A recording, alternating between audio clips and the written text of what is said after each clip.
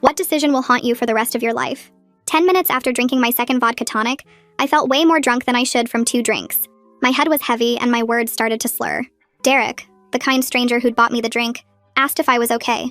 When I said I felt dizzy and that maybe I hadn't eaten enough, he suggested some water. He ordered it from the bartender again, but when I drank it, the dizzy feeling got worse instead of better. The light seemed too bright suddenly, and when I tried to focus on Derek's face, it kept sliding out of focus. I told myself I was being paranoid, that I'd just drunk too fast. Derek moved closer, putting his hand on my lower back to steady me, and said maybe I needed some fresh air. I said no, I was fine. But my tongue felt thick, and the words came out slurred. That's when I knew something was really wrong.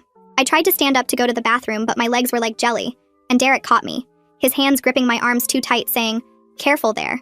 Looks like someone can't handle their liquor." His smile was different now, satisfied, like something was going according to plan. The bartender glanced over but just saw what looked like a drunk girl with her boyfriend. I tried to say I needed help, but it came out as mumbling, and Derek laughed loudly, performatively, telling the bartender, "She's had a few too many, I better get her home." The bartender nodded and turned away, and I wanted to scream that this wasn't my boyfriend, that something was wrong, but my mouth wouldn't work right. My tongue felt huge and numb in my mouth.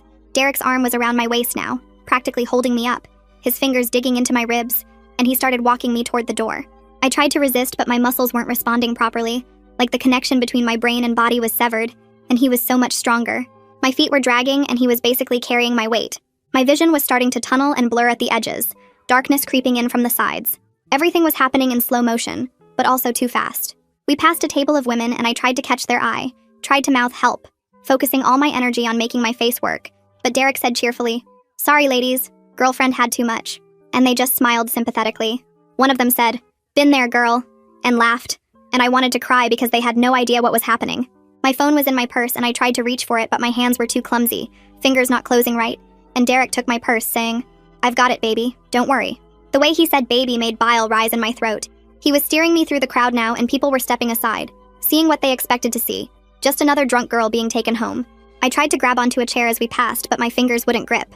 Derek noticed and pulled me harder, whispering in my ear, "Stop making a scene or this gets worse." The cool air outside hit me, and for a second I felt more alert, the shock of temperature change clearing my head slightly. But then the dizziness crashed over me worse than before. My knees buckled and Derek held me up, making it look caring, but his grip was bruising my arm.